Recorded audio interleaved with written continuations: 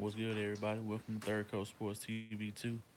Man, I just see, been hearing all the rumblings, and I just got a notification on my phone just letting us know that, Brian Cushing got released. I know some news came out saying that he would be released yesterday, but now the day has finally come. We done freed up a little bit more cap space, and I'm just gonna wait for a few of you guys to go ahead and come on in the chat so we can go ahead and talk about this Brian Cushing situation.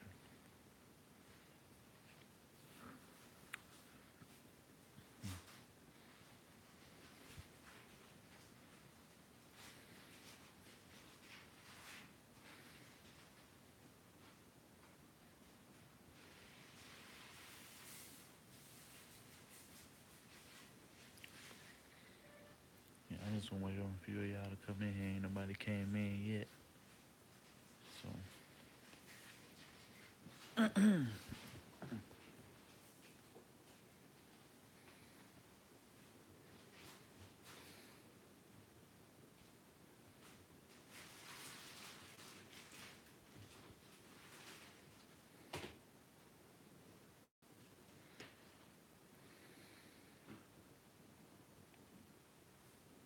I hope everything is looking all good on my side.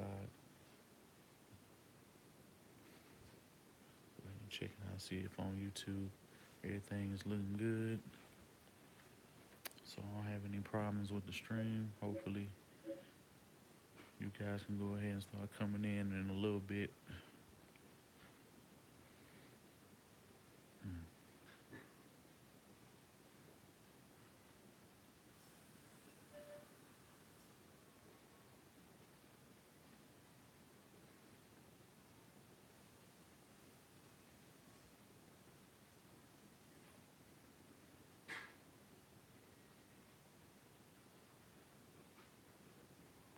Hopefully, I don't know what the hell's going on with YouTube. They haven't been sending out what's going on, Seven? What's going on with it, man?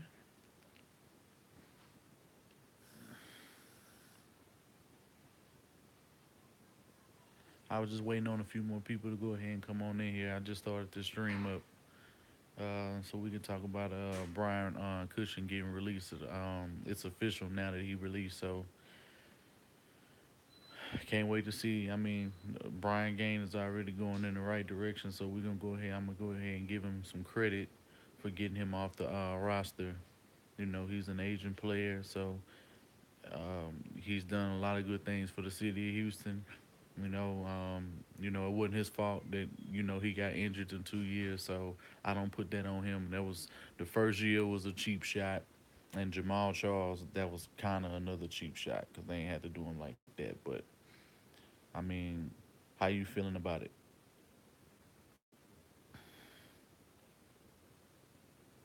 It's gonna it's gonna it's gonna be kind of crazy. It's kind of crazy just seeing the fact that he's not here in a Houston Texans uniform anymore. Like that's gonna be kind of crazy because that's more of an adjustment period since he's been here this whole time. But we'll see. What do you think, Elan? Man, it's no telling, man. It's absolutely no telling where this dude is gonna end up landing. But I he potentially can end up on the Rams. He potentially can end up on the Rams. He could go to the Jets because he's from New Jersey, or the Giants. Um, there's quite a few teams that honestly they could use a middle linebacker or outside linebacker, whoever feels that they want to use them. I mean, it's kind of going to be a team that really needs depth or veteran presence. And I think one of the best things he can still provide some good tackling. He can play coverage just as long as it's not 10 yards plus. Anything within 10 yards, he's pretty capable of covering. You know what I'm saying, and locking it up. But I mean, his body should be pretty fresh for the season coming up because he didn't really even play a lot of football this season. So I don't really see his body really being a problem. Him having to do a lot of rehabbing after this season.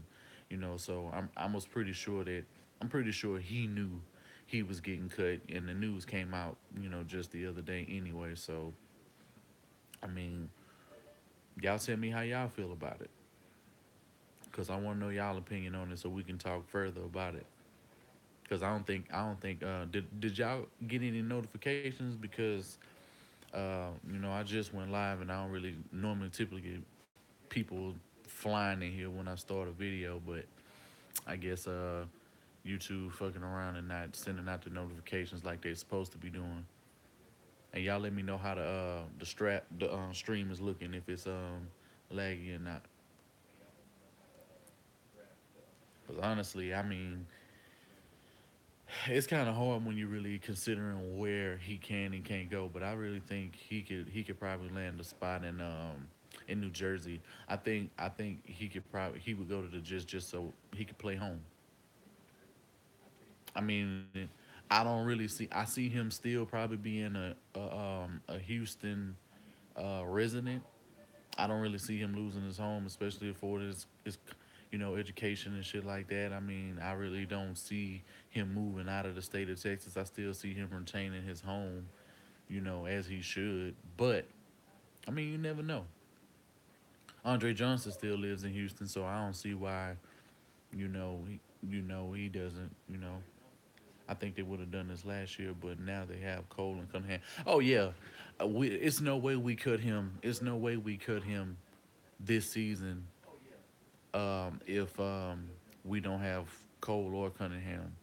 I think it took both of them to realize that they can do away with him now because they do have two players who can play on the inside. And if you move this to a different scheme, then that means that you can have one and you can have two. Yeah, I know sometimes they'll end up playing a 3-4 or something like that, because just to create an odd front, or however Romeo wants to do the schemes. So that's totally dependent upon him. But I mean, how y'all feeling personally about? Yeah, I see more people starting to come in now. Y'all go ahead and y'all hit that like button, man. I appreciate y'all following through. I don't know what took so long. I just started the stream. It's only been going on for about 7 minutes and 20 seconds now. I haven't really even been streaming long. We ain't really been talking too much. So y'all go ahead and y'all hit that like button and tell me how y'all feel about Brian Cushing getting released from the Texans finally. Because it's been long overdue. It's like 3-4 years overdue. I mean, I understand, 2 seasons after he had his knee injury. In the 15th season, he had that want to say it was like 111 tackles he ended up getting. So, I can applaud him for that. That was a great season. The end of the 14 season started to get better for him once he started to trust his knee a little bit more. But like injuries and his play is just, you know, the injuries really just zapped a lot of his game. He didn't have the same kind of tenacity and go to the phone. Yeah. What's going on, Heidi? Yeah, we got 64 million in cap. Yeah, that's pretty good. And we're not even talking about the adjusted 12 million that all the teams are gonna end up getting, and we still have more cuts to go. I'm curious to see um, if Brian Christian is gone right now. I don't see a scenario, depending on how it's looking from Brian Gain at this very moment. It looks like he's ready to get rid of a lot of the old guards. So I see a lot of the old players and players who have contracts working ATM. Okay, no problem, Heidi. I'll catch you later on. No problem. And Logie, get out of my camera. Huh? Huh? I'm doing a video. Yeah. So go back in that room, baby. All right. You can watch it with me later. Yeah. It's really. I mean, I see Jonathan Joseph getting cut probably in the next week or so. I really just see like a lot of these older players, ones who have contracts, so their contracts getting ready to end. I don't see them getting re-upped unless they know they can't make a specific run at explosive players that they want to target in free agency. I mean, true enough, each one of us from the round table has thrown out, some scenarios as well as other fans. And me personally, I want them to be heavy O line, heavy pass rush. You can get you some secondary players in free agency. I mean, I'm cool with that. I want us to have a little bit of everything, and definitely uh, um, a quarterback. CJ or Griffin, man, it's very possible. Seth. I mean, I just hate to say. I mean, it's very possible if they do away with both of them, that frees us up and that puts us in a different situation.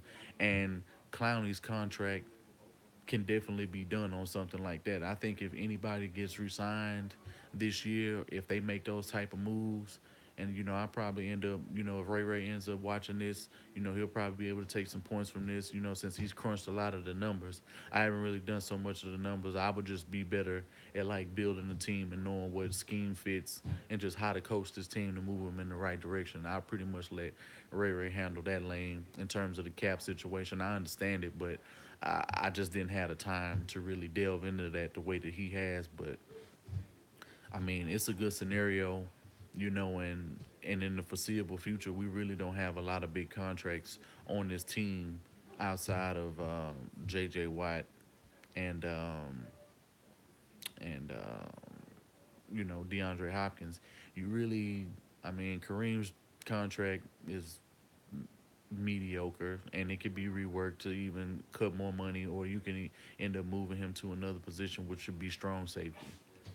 I'm more comfortable with him playing there. I do not want to see him in the slot. I want to see him blitzing, and I want to see him in the backfield where everything is in front of him, where he can see, where he can meet the players and play head on and make good tackles in the open field. I feel if Kareem makes that transition to a full time safety, he'll be far more successful in this league. As a cornerback, I just don't see. Me personally, I would give up for Marcus Peters. I would give up Braxton. I would give up maybe uh the last third, the one of the third picks that we have, the last one. Um, and I would probably give um Jeff. Well, I wouldn't say Jeff Allen, but and Kevin Johnson. Kevin Johnson, Braxton Miller. Though that would be my first proposal. If they don't go for that, I throw in a third for this year. That would be my trade proposal. But in terms of that, I'd be willing to give them two players that are young, that are still on their rookie contract, so it's not even really that much of a detriment for them. And they taking off some money off of our cap, and you're gonna add it. You kind of gonna add it back on, but you're taking two players off of this, roster because I don't think that Bill O'Brien is gonna stay as patient with Braxton Miller in the foreseeable future, especially seeing how Bruce Ellington played for this team last year with Deshaun Watson. I mean, unless he shows a dramatic, and I mean dramatic change from year two to year three, which he did get better this year, but a lot of people weren't getting him his credit. He was open all day. He was open all game, and when he got the ball, he made some things happen. You know what I'm saying? So, I mean, but I see him being trade bait for teams who are looking for receivers and things like that. And honestly, um, Braxton Miller with Mahomes, Kareem Hunt, um, Kelsey, and Tyreek Hill would be dangerous. That's dangerous.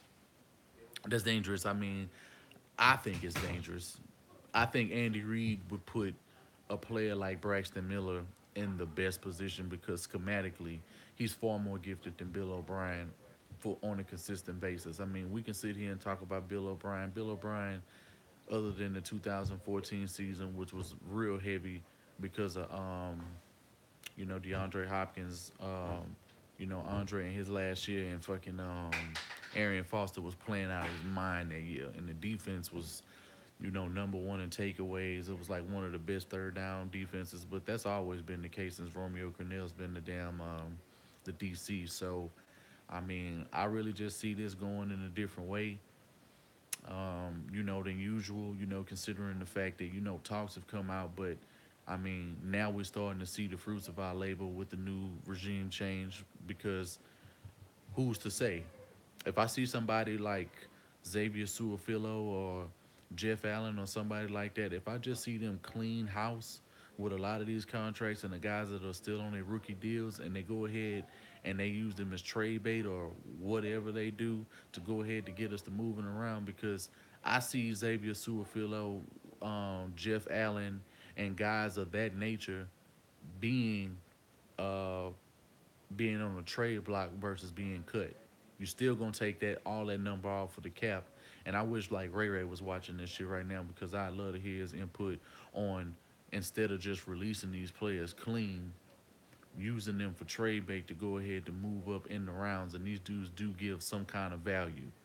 And because you have so many third round picks, and I think you have a couple of fourth round picks this year as well, we can go ahead and we can afford that. And if you have to move up maybe to the late first or mid second round or something like that, and I'm not advocating that we give up a lot to do this because if it's going to cost too much, then I say don't do it because we need to hit on as many players in the draft as we possibly can and fill this team with all the depth along with getting some quality undrafted free agents to go along with this team. But how y'all feeling about it? I mean, what would you want to give up for Marcus Peters? Because I mean, I'd love to have him on this team. I love the fact he's a playmaker, and that's all I want on this team. I want playmakers with balanced tendencies. You know what I'm saying? They can do a little bit of everything. At least if you can do that above average, or if you can do something really great and you can still do other things very well, I'm all for that to be on this football team because balance is gonna breed success, and success is gonna equal a Super Bowl. And when you have transcendent players like Jadavian Clowney, um, Deshaun Watson, and you got Mark, Whitney Merciless coming back along with DeAndre Hopkins. That's just a recipe for good things to happen. I see some more people. I like the track, man. I appreciate it, man, because at the end of the day, I mean, it's not giving up too much. It's still guys who getting paid on a low rookie deal. You know, Marcus Peters, I want to say, was drafted one spot ahead of Kevin Johnson, or he went after one of the two. Matter of fact, he went after because Devontae Parker in that draft went to the Dolphins. And I remember I when I would look at some of his videos, I liked his talent, and I thought we would have picked him up, but we didn't. And that was that draft we ended up getting Jalen Strong, and we see how he worked out. And I really just don't see Bill O'Brien being patient enough with these young receivers to really mold them to be what he really wants to be and giving them the time. I mean, that's why I don't like what he did with Jalen Strong because we honestly could have used his talent, his big play ability later on down the season, especially when we were having all of these injuries and changes at quarterback. Having those bigger receivers in those moments and having Will Fuller being free to roam all over the place would have been very beneficial scheme wise, regardless of who the quarterback was. It just would have made things a lot easier. And I mean, yeah, true enough. I mean, he had off field concerns, but at the end of the day, who gives a shit about that? I mean, can he play football? That's what Bob McNair needs to be concerned about. I mean, he's not honky dory his damn self. He says shit that constantly makes him look racist. He's old. He's 70 years old, and he comes from a time period where you could just call people and just say and do things, and it was a totally different life back then. So he didn't have to bar anything, and he didn't have to impede to anybody else's lifestyle but his own. So he's been carrying that for generations. Plus, now he has money, so he's definitely feeling some kind of way, and he just feels that good guys are getting it done. And at the end of the day, you've had good guys on this roster for years. J.J. Watt's a good guy, but he can't get it done though. I mean, he was defensive player of the year and ended up going 2-14. So, but this is the best defensive player in the game. We just calling a spade to spade, and so there's no shots being thrown. It is what it is. When we go over the seasons and go look at the numbers and go look at productions of specific guys on his team, when it comes to playing against the better teams, he's not as productive as we make him out to be. But I love his talent. I love his work ethic. I love what he's done for the city of Houston. Don't mind keeping him on the roster if he does a restructure. Um, I really want to get a lot of the pass rushers. So like guys like Nigel Bradham, guys like that that can set the edge is what I really want personally. It's a lot of pass rushers that are coming out for this coming free agency, and it's looking good. I mean, at corner, I'm cool with corner wise. Who am I cool with? I'm cool with. Let's see.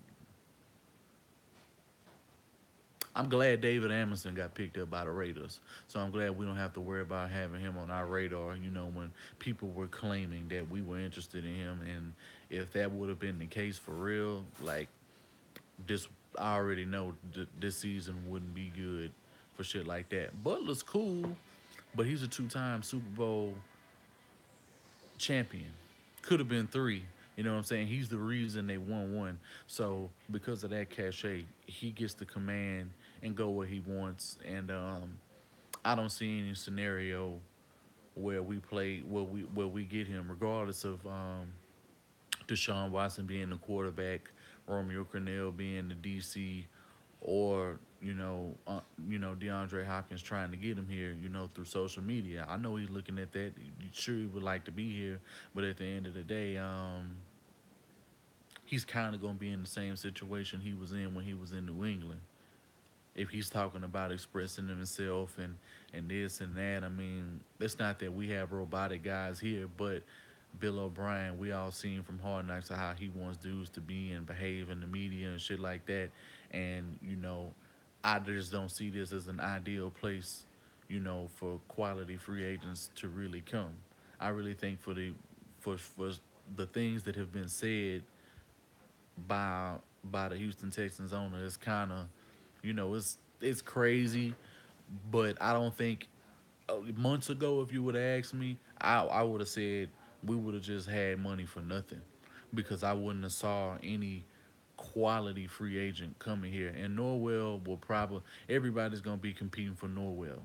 So any team that has and there's five teams as of now who have more money than us. So unless we'd have to get rid of J. Joe, we would have to get rid of Jeff Allen, we would have to get rid of Xavier Suafilo. We would have to do a whole lot to even get in this position, and I mean, it's just not looking good. I mean, I like to have Norwell here. It'd be cool. I'm not opposed to it. I definitely want him here if we can get him. Along with the not even so much Nate Solder, but the other guy that Ray Ray was talking about. That's the right tackle from New England. I wouldn't be opposed to having him and just some more and just building some more depth and drafting guys. And yeah, J Joe's a free. Yeah, J Joe will be a free agent, so he'll be completely off of the books, and we save some more money. So with that, if we, once he's finally released, yeah, Fleming, that's his name. Yeah, J Joe's released, and what's going on, Kyle? Yeah, yeah. How you feeling about Brian Cushing getting cut, bro? It's a long time coming, and people been asking for this shit for years, and I think Brian Game is taking the right steps in the right direction to go ahead and make sure that this team has a lot of depth and they have a lot of explosive players. He's already making good on that promise. It looks good right now, but we will see when it's all said and done, because his draft and his team making it healthy through training camp and signing quality free agents this year is going to have to. We're gonna have to have everything going our way this year, just like how the Jaguars and other teams did last year. Because of over the past few seasons, the people who spent the most money have been the most successful. The two of the teams that spent most of the money in free agency last year just played in the Super Bowl. They were two of the top 10 teams who spent the most and made the most moves in the offseason. So you have the Patriots, the Eagles, the Rams, the Jags. Who else made a lot of moves? A lot of, yeah, shit, yeah, saving us. Well, I want to say it was saving us like 7.6 or some shit like that. Seth had just said we had like I want to say like 64 million now, because we were like 58. So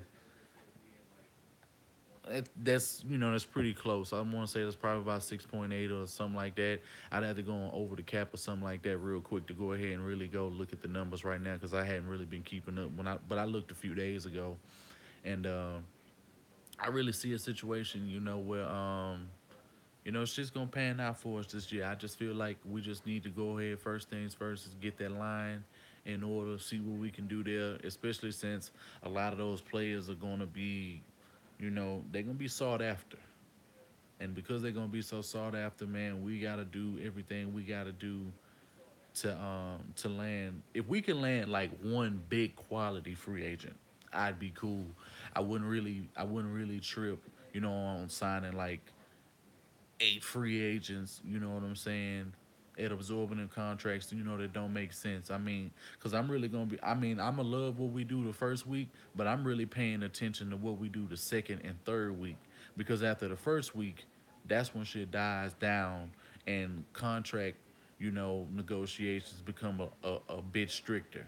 And then, it gets tighter for the dudes who really don't make that first wave of free agency. So I'm all for um, seeing, who you can get. If you can get the best top free agent, because a lot of dudes, we still don't know who's gonna end up being a free agent. And a lot of these guys, I mean, as it stands right now, we know who it is, for the most part, but we don't know who's gonna get cut. We don't know who's gonna get traded. We don't know who's gonna end up on a trade block. Like you hearing all kind of things. Sherman isn't guaranteed to stay in Seattle. Talib isn't guaranteed to stay in Denver. So I mean, we're gonna find out. Who knows what? Who knows where Kirk Cousins is gonna end? Who knows where if Eli Manning is ever gonna take a snap as a New York Giant again? I mean, these are questions to a lot of things that we just don't know right now. Man, I'm starting to see a whole bunch of would you call the offseason a success if we traded for Peters and signed Butler? Man, Brian Gaine would already be doing the right things if he ended up getting both of those players. And you know what? It's not out of the question to say that we can get these type of players. And the reason why I felt comfortable like that because we had Rick to make those type of moves, regardless of how people may have felt about him personally, things that he did, certain moves, certain pickups, him able to get like later fourth and fifth and sixth round picks over the years have benefited us, and that's why we've always been able to build depth for this team. And hell yeah, I would love Sherman here. Not only not if Sherman, if for somehow this was the scenario, Sherman and Peters ended up here, that and they both from like Cali. So that would already be, and then you still have a player in the mold of Kevin Johnson who will be way better with Romeo Cornell as the DC. He won't have nowhere near as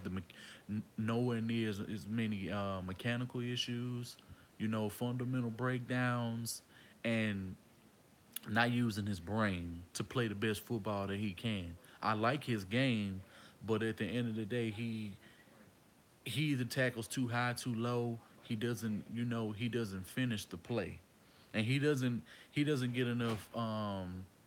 He doesn't get enough. He doesn't make enough plays to me on the ball, and that's where Marcus Peters and Sherman would come in heavily if we were to get those type of players. But this is a dream scenario. I, some shit like this, you can't. It would be hard enough to even pull a trade off like that in Madden. That would be hard to do. You know what I'm saying? You probably have to give up.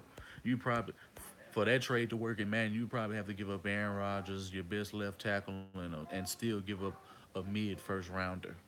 You know what I'm saying? But I mean, it's no telling, what how Seattle feels and what they want to do and the coaching staff, because you hear rumbling sometimes that you know, you know, Pete Carroll doesn't get respected and this and that, and that team's getting ready to break up pretty soon anyway, because a lot of these guys' contracts are getting ready to expire. Yeah, Seahawks ain't giving them up without a fight. Oh yeah, I mean, I don't see any scenario where they just cut Richard Sherman and and they get nothing back in return for them. I don't see any situation. Man up, what's going on, bro? I seen you shout out last night. Hey, y'all going, y'all going, y'all going, y'all going. I'm doing my video. You can watch it. You can watch it with me later on, okay? I just want to see this. Yeah, you on? Yeah, I know, but you gonna go ahead and you gonna watch it later on. Uh. Hello. Oh goodness. All right, go ahead. Go ahead. Go. Y'all go on somewhere. Y'all going somewhere. Let's do that again.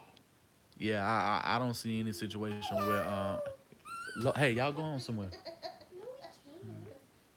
No, Tina. My dad, yeah, I know it, man. They all over the place. Hey, y'all hush because y'all mama is asleep. Stop. Go out. Yeah, can you come in? Oh, okay.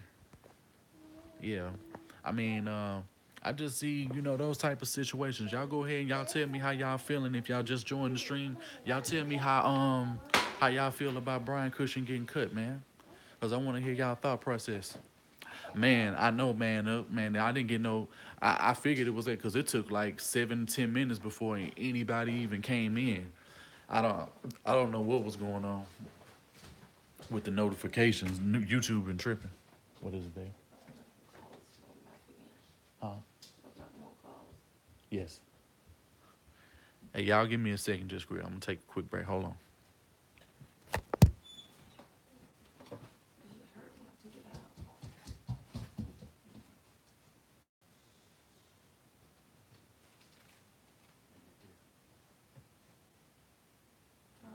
Oh, you did.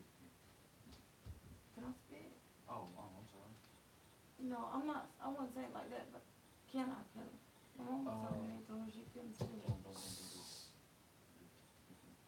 All that food and shit like that. Just let that shit come out. If you gotta take a drink, bring me the bottle of water. Well, I'm asking you to put it in there because my nails and I don't want.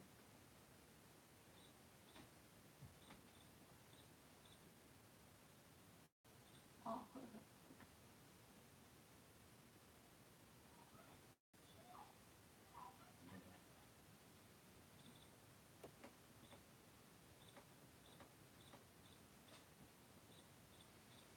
Mm.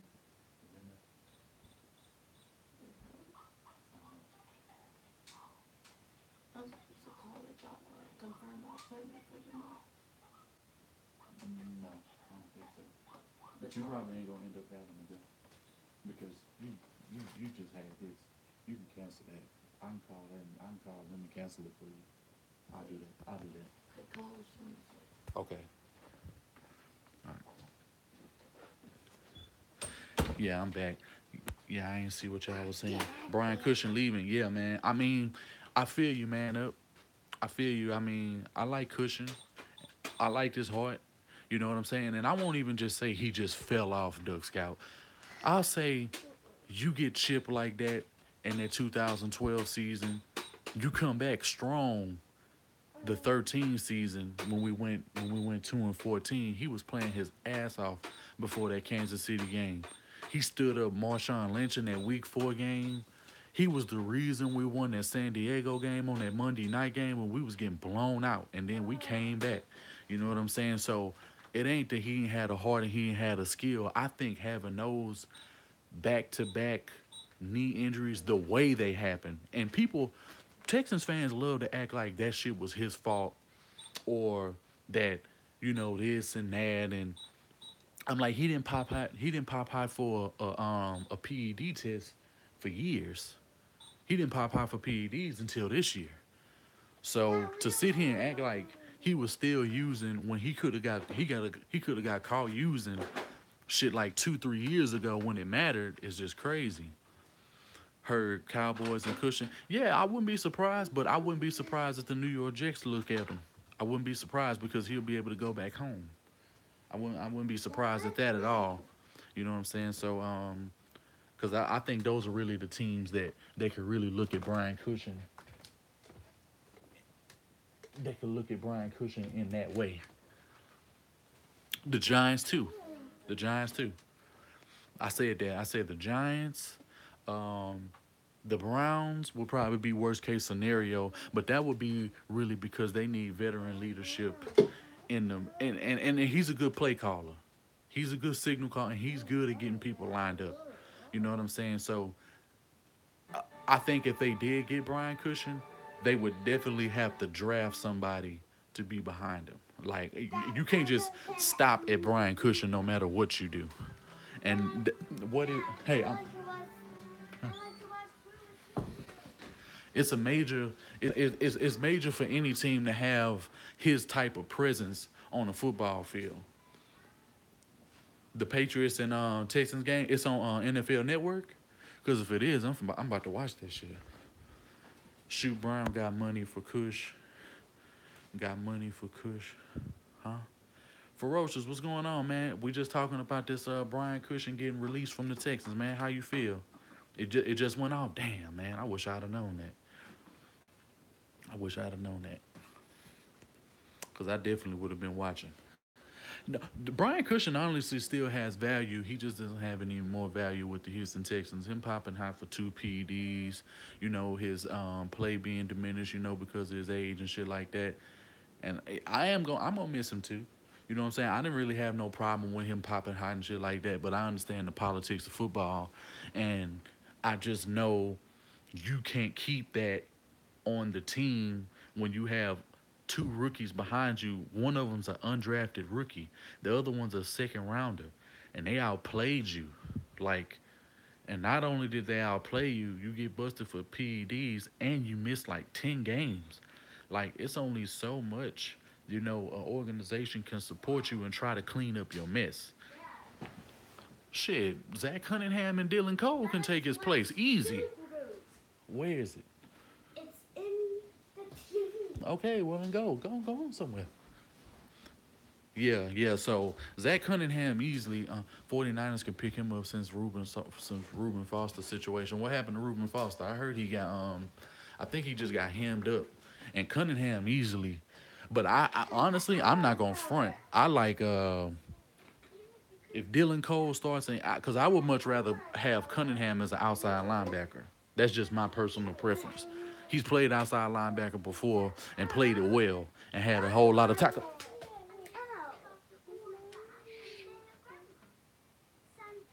And that's just the way I feel about it. I think if you have Zach Cunningham as your left outside linebacker, Dylan Cole as your middle, and Merciless as your right outside linebacker, that's a easy. That you can pretty much fix your linebacking core. All you need to do is build depth with edge rush, just in case you want to get exotic with your schematics. There's your starting lineup right there, linebacker. Five. I'ma tune in. I'ma tune in. Christian said, "I apologize. I wasn't able to bring him, but I can tell you they are not far off." Yeah, he knows. He done been here long enough. He know the up to time, and you just know how it feels in the locker room. Everybody knows how it feels in that locker room because they have Deshaun Watson now. They got hope now.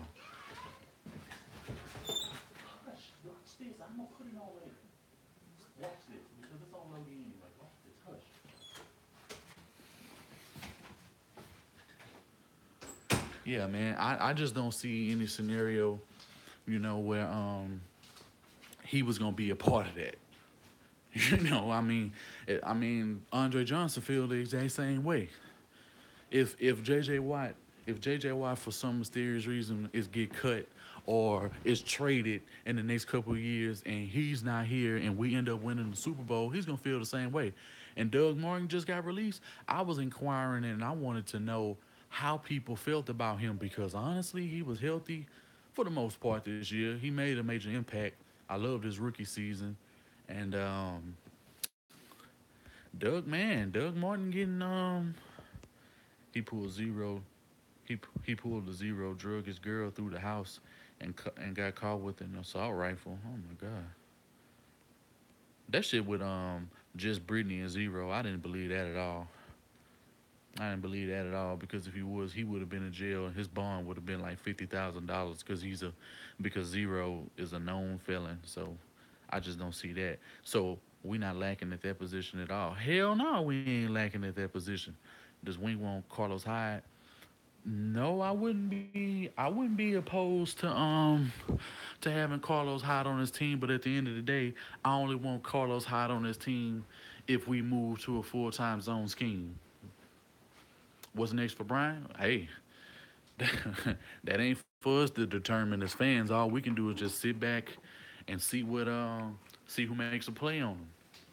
I have some teams in mind who I feel that might be able to make be able to make a you know take a stab at him because I think he still has some value. He's not completely shot. He can do something for your team, but at the end of the day, right now, Brian Cushing is more of a rotational player. I wouldn't have him in on third downs, and I would have him heavy on run plays. You do that, Brian Cushing can be successful. He can give you 80, 90 tackles a season, and you preserve his body. And the things that I'm saying are things that the coaches from the Texans should have been doing, but they weren't doing. So, man, I already got the jersey ideas, bro. They already on Google on the internet, bro. Like, like I already came up, some shit that they already got. Chris D tackle Chris Baker just got released. Yeah, let me go ahead and cut on NFL Network because it sounds like man up saying some things getting spicy out here. And I want to be part of it because I just saw that this shit had went off on my phone. That's why I ended up doing a live video, and my connection speed and everything was right. Because the last couple of videos I tried to load was freezing. I don't know what the hell was going on. Let me see. They got out here.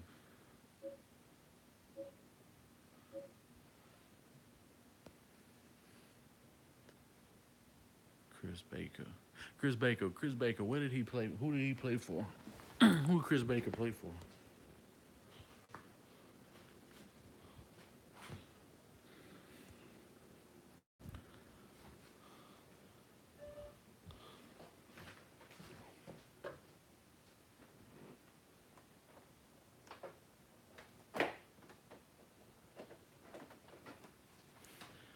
Bucks. YouTube freezes.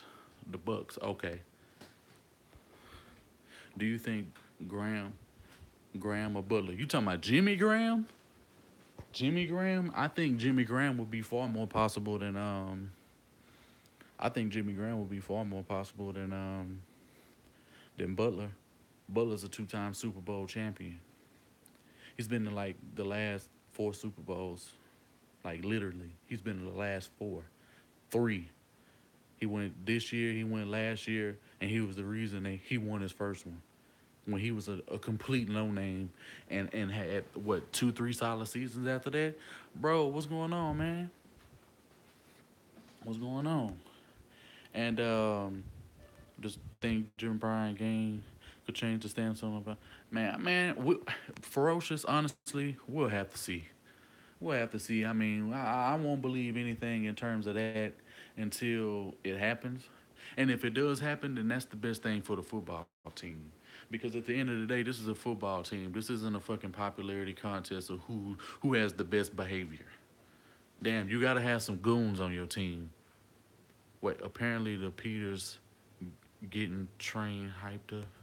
Teams are apparently looking at hell yeah. Teams looking to apparently move on. If they need to move on from anybody, hell yeah. If I was Marcus Peters, I would, bro. Marcus Peters had what, like two back-to-back seasons where he had 8 picks. As a rookie, he led the league in picks. Like that's over Sherman. That's over Patrick Peterson. That's over Talib. Um, Chris. Chris Harris. Like a lot of guys, bro. Darius Slay. We could pay him. Yeah, we could pay him. We could pay him, but you got to be careful on who you get. If you get Marcus Peters, you get Butler, you get anybody like that, they're going to end up being your biggest. They're gonna hit those ridiculous. Yeah, exactly. Doug Scout. And I agree. No, David Amerson is already gone. He's been picked up by the Chiefs. So we don't have to worry about him. And I don't have any thoughts on David Amerson. And y'all go ahead since y'all coming in here, and I guess more people are coming in right now. Y'all go ahead and y'all hit that like button. But I have no thoughts on David Amerson, and we don't want to pull another Oswald. You're right, and we don't need to be you know, having any kind of cap problems. And I didn't want us to sign him either. And Duck Scout was real adamant about that shit. He did a video about that shit with like last week. Duck Scout did like a 4 5 minute video like trashing the shit out of O'Brien and everybody else who even thought about picking him up. If we got a one elite corner, that would be good enough to build off because you still have Deku in place. You still have Kevin Johnson in place who will end up being a better cornerback because Romeo Cornell is back in the fold. That matters. Wings free agent target for the cornerback position. At the end of the day, man, that's not my true priority. If we talking about building the defense, bro, you build a defense from the front to the back.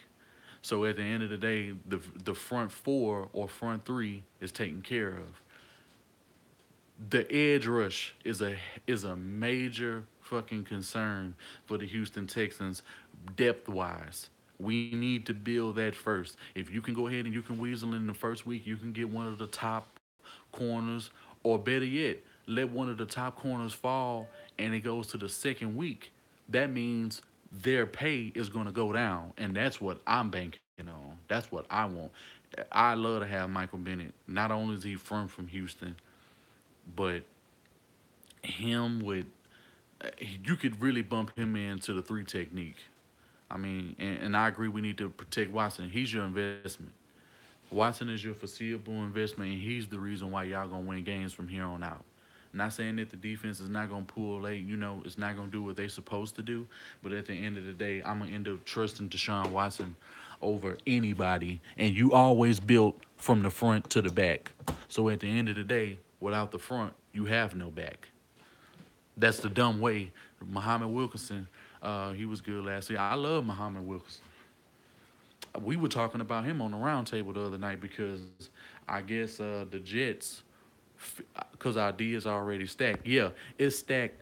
It's stacked in terms of the starters. After the starters at various positions is not as stacked as you think it is, and that's why a lot of plays were given up because we didn't provide any pressure from our secondary options. So that matters. What number four is in Texas is better? Come on, bro. Man up, do you really even have to ask me that? Like Will Kane and Skip Bayless are probably some of the biggest Cowboy fans that are out right now. And Will Kane came on and apologized after that Seattle game when he tore his ACL. He apologized and everything. And all that shit he was saying when the draft process went on first take the day after Deshaun Watson bro, he was like, I apologize. He's the truth. He was like, he's already better than Dak Prescott. Will Kane said this out his own mouth. Skip Bayless already said this. We don't even need to. They're not even a comparable. They're not even comparable quarterbacks. They just both happen to be black. Like that's the only comparison they have. Like that's truly it. Their playing styles are totally different. Totally different. Like it's they're just totally different. It's not even the same league that they play in. Because Will Kane was, yeah, he was talking. Yeah, he was talking major crap. Should we target Nate Solder? No, we should target Fleming. Did you watch Nate Solder in the playoffs, bro? Nate Solder is Nate Solder showed some major vulnerabilities.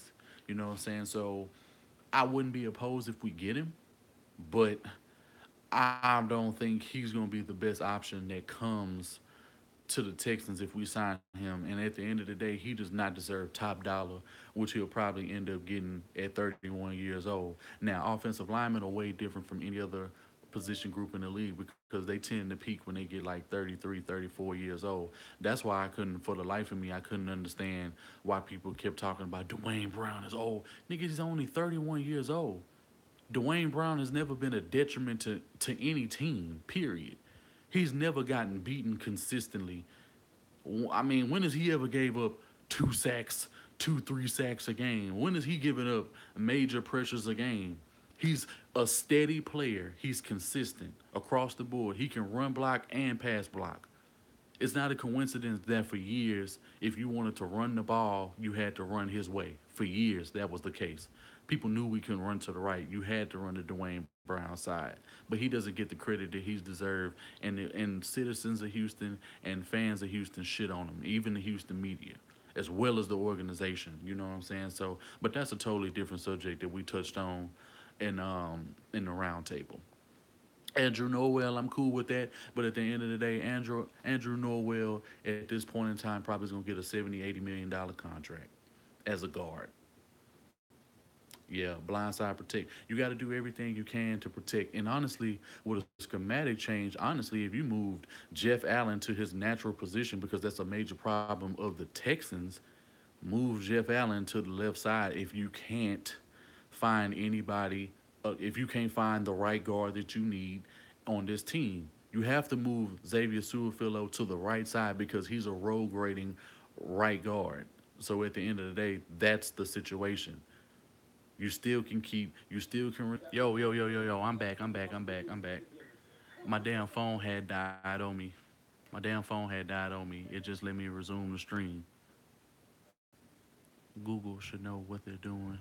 Snapchat always messes up. YouTube sucks ass. He lost connection. Someone else is probably is out using Snapchat or something. No, what happened? No, it wasn't. Yeah, I'm back on. I'm back on. Dad, I need to tell mommy I I'm think I opposed to. just won my nut. No, no, no, yeah, don't do that because. Oh, give here. I put it on.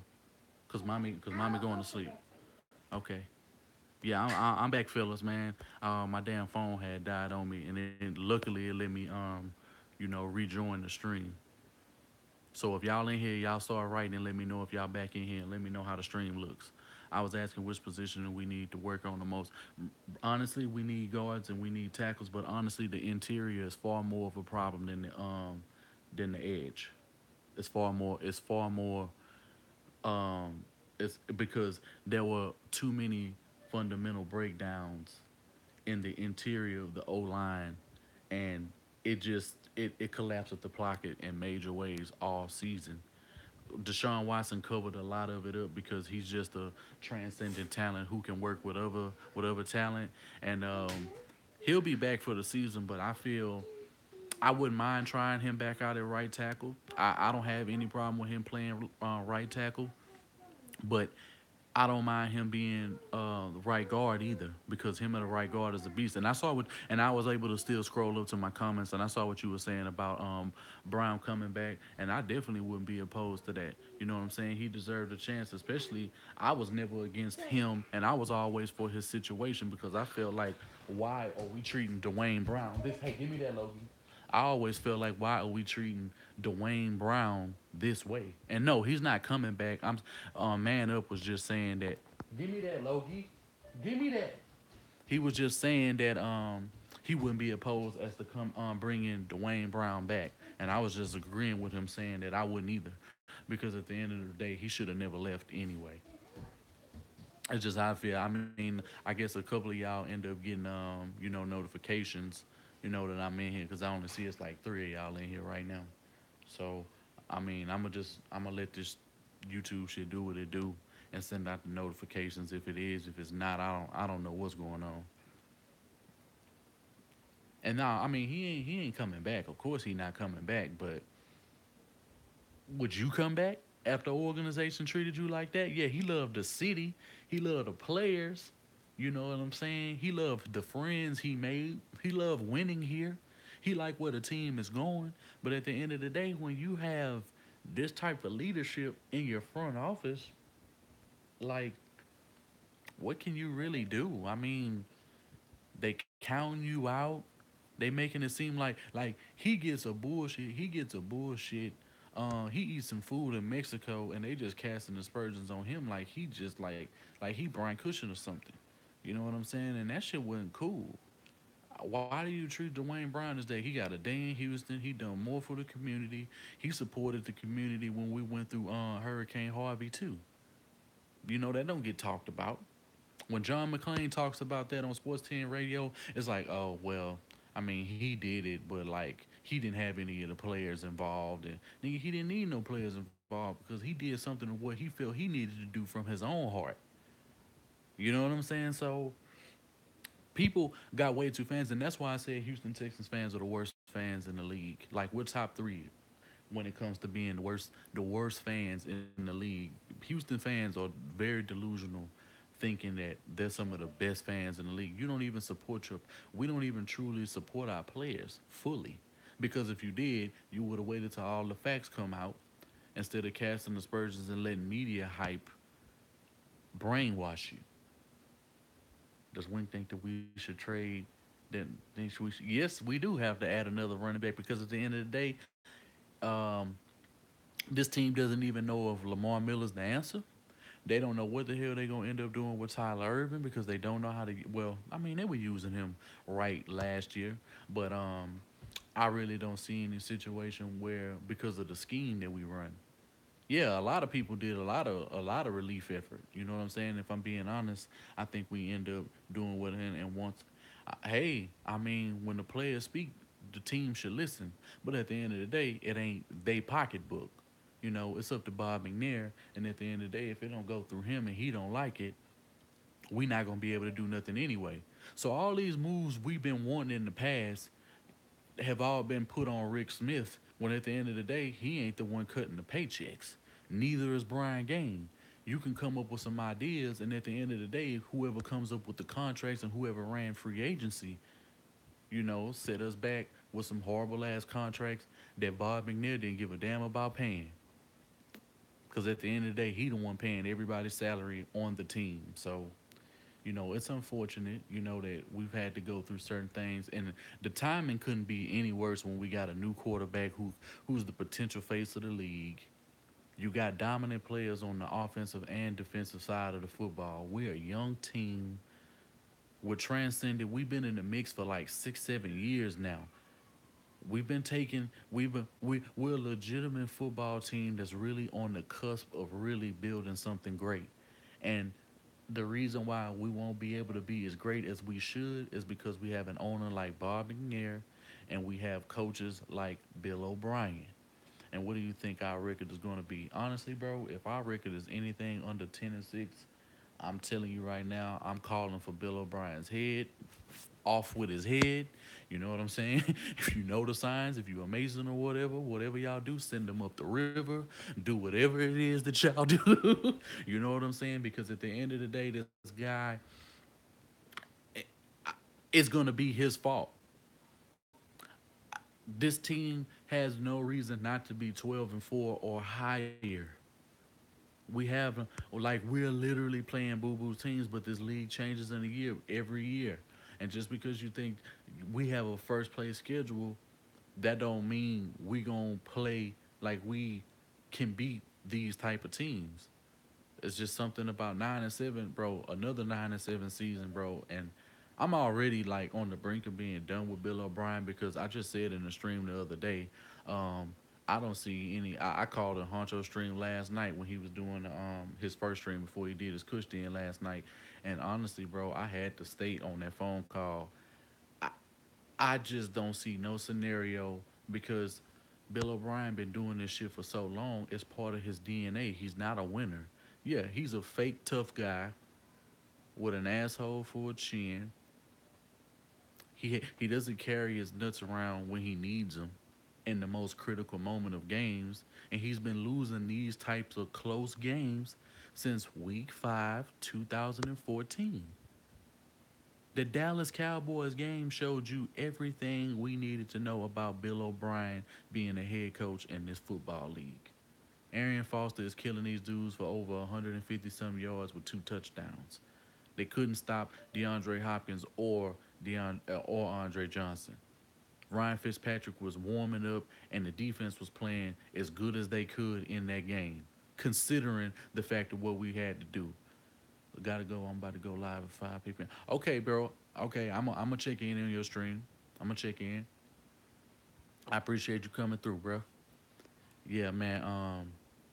It's no way that I see him carrying us and taking us to the promised land. I already stated if we win the Super Bowl, it won't be under Bill O'Brien. It's going to be under another coach, and we need coaches, more coaches like Sean McVay, Doug Peterson, um, Zimmer, and and other guys in this league who take risk and go for the gusto when it matters. You can't give teams like Tom Brady, and guys like that. You can't give Tom Brady Aaron Rodgers and Russell Wilson and or Cam Newton.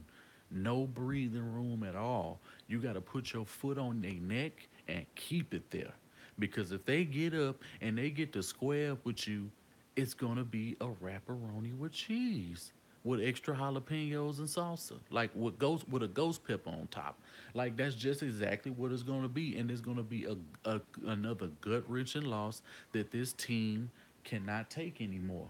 Like how long do the fans of Houston have to suffer through these type of losses? Cause y'all can't tell me the week 3 loss and the week 7 and the week 8 loss or week 7, whichever week it was when we played the Seahawks, and can't tell me that wasn't the most horrific loss. And it felt the same way when we played the Seahawks in the 2013 season when we were beating their ass. And then, some bad plays start happening. But that was just because of bad quarterback play. And, a coach calling predictable plays. So I mean, these are just some of my thoughts, man. Y'all go ahead and y'all tune into another stream. I'm probably gonna do another stream later on. My wife, she got like her wisdom tooth and stuff pulled, so I'm gonna go ahead and look after her for a little while, and I'm gonna get back at y'all guys a little later on.